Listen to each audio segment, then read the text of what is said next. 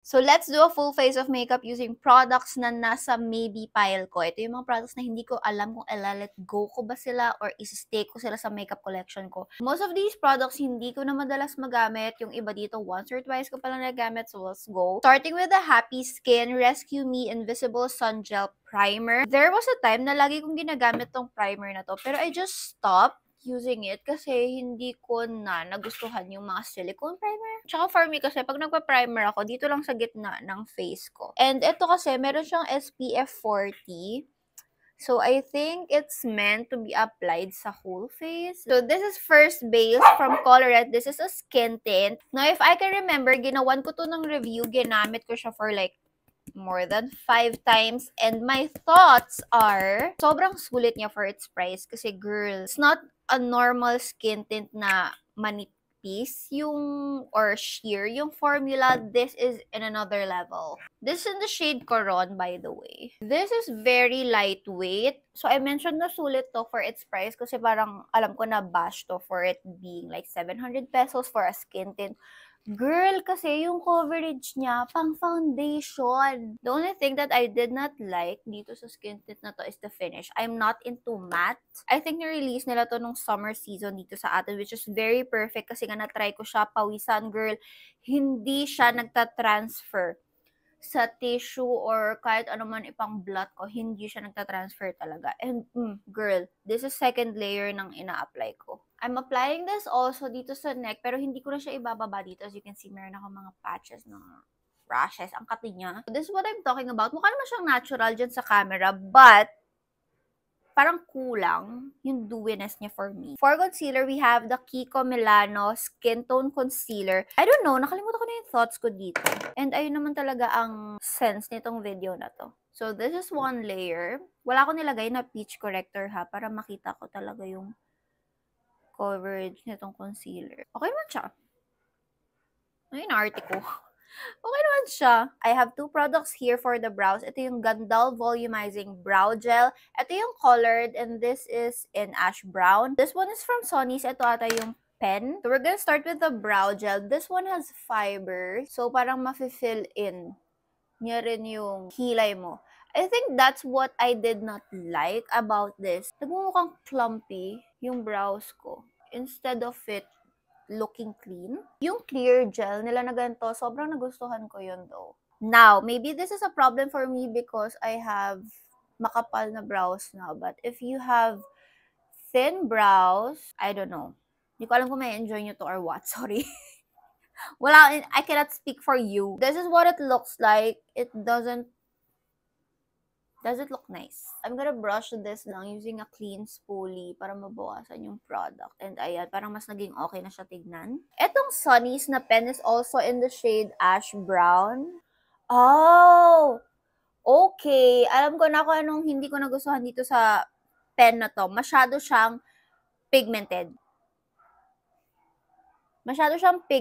Mahirap kasi mag-work. Ako personally. Kasi pagka-swipe mo, of course, meron na agad pigment, meron na agad color na mapupunta sa skin mo. But if you want to build up kasi like brow hair strokes, parang ang hirap niya kasi sobrang dami mong strokes. Nagbumukha na siyang isang buo. Parang mumukha siyang sharp. Alam niyo, and yung formula kasi ng brow pens, usually, shiny sila, di ba? Hindi naman sila matte. This is the BLK Daydream Multi Palette. I'm gonna use my fingers lang para ma-warm up ko din yung product dito. I think parang na-swatch ko lang ata to before. I'm gonna use this one from Get Ready With Me, Master Blender, kasi maganda to for creams and liquid. Girl! Sobrang dali niya lang i-blend, girl. Sobrang pigmented niya. As you can see, itong contour shade, halos wala pa siyang touch. So, I'm gonna touch it. So, lagay tayo dito, I think. Same brush, dahil blush din naman yung pinalagay ko dito. Wow! My nose is existing. But I don't like it dito sa face. Parang feeling ko nagmukha siyang muddy. Sa akin, or hindi lang ako marunong maglagay. So, let's go dito sa highlighter. Now, I don't have high hopes dito sa highlighter kasi it's a cream. Ay, wow! Joke lang pala. Ang ganda niya. Wow! Oh! Parang nag-glow from within. I'm sorry, BLK. Masyado kong ginudge tong palette na to. Hindi ko pa man siya nagagamit, but I'm definitely keeping this. I'm gonna set my face. This is from Happy Skin Fresh Morning Dew Aqua Cooling Setting Powder. Anti-blue light technology. Anti-blue light? This is a loose powder. As you can see, meron siyang pwede mong ikutin. Okay, let's use this puff na I don't know kung gano'ng katagal ko na simula nung last na linis ko to, but... Oh!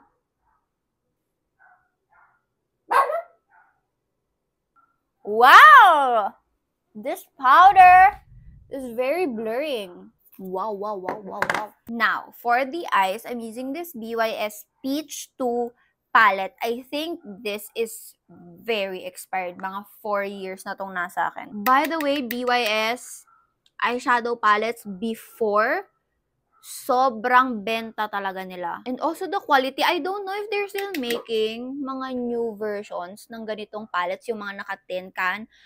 Girl, nung nag-sale yung BYS before, dun ko lang nakuha to. Okay pa rin yung lay down niya sa skin ko, at saka hindi pa rin siya ganun kahirap i-blend. As you can see, looks very seamless to me. Red pink shade sa eyelid ko talaga dito. So, medyo magulo lang tignan tong palette ko kasi kinutkot ko nga siya nung pandemic era natin. Sobrang bored ko. Minix ko lahat ng eyeshadow colors na meron ako. Itong nasa taas, puro shimmer. Tapos ito yung matte counterpart nila, diba?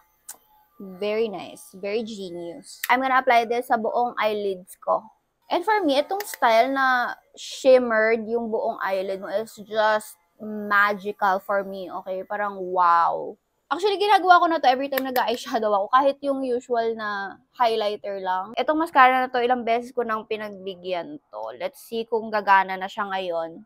Okay, this is my before lashes. I like the one, by the way. Pero yung formula niya, before yung mga nauna kong gamit sa kanya,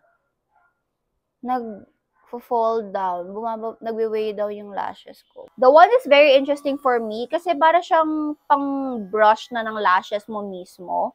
So, ayan na, bumababa na yung lashes. Now, I heard content creators na nagre-rave dito sa mascara na to, kaya sobrang nalungkot ako na why is this happening.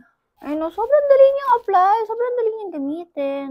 Okay, for the lips, wala din ako i-let go. Let me just find something na hindi ko pa nagagamit ng matagal. So, this one is from Chuchu Beauty Baked Nude. Lately, sobrang na-addict ako manood ng videos ni Bella dito sa TikTok, and I saw na favorite niya tong Baked Nude. I'm currently obsessed with these mga glossy lip oil from Lovely Cosmetics. Ito yung gamit ko kanina.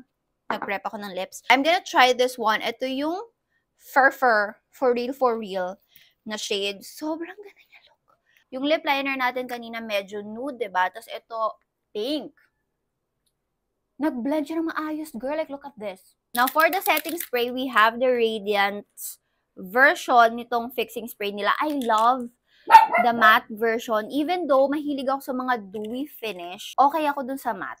Maybe because oily skin din ako. If I can remember before, parang feeling ko, sobrang siya, radiant siya for me. And if you can remember yung base natin, yung first base ng Colorette ay matte finish.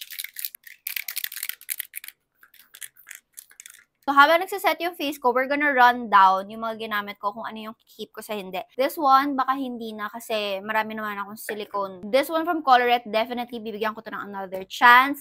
This one from Kiko Milano, another chance. This one, no. This one, no. Ito from BLK, okay sa akin yung blush and yung highlight, pero yung contour, baka kailangan ko pa siyang pag-aralan. Pero maganda siya sa nose. I'm gonna keep. This one from BYS, as much as I love it, kailangan ko na siya yung let go kasi nga expired na siya. Ayun, nakalagay lang dito 12 months after opening. It's been 4 years. This one, yung mascara, guys. Wala na. Wala na siya. But this is the final look, guys. What do you think? That is it for this video. I'll see you on my next one.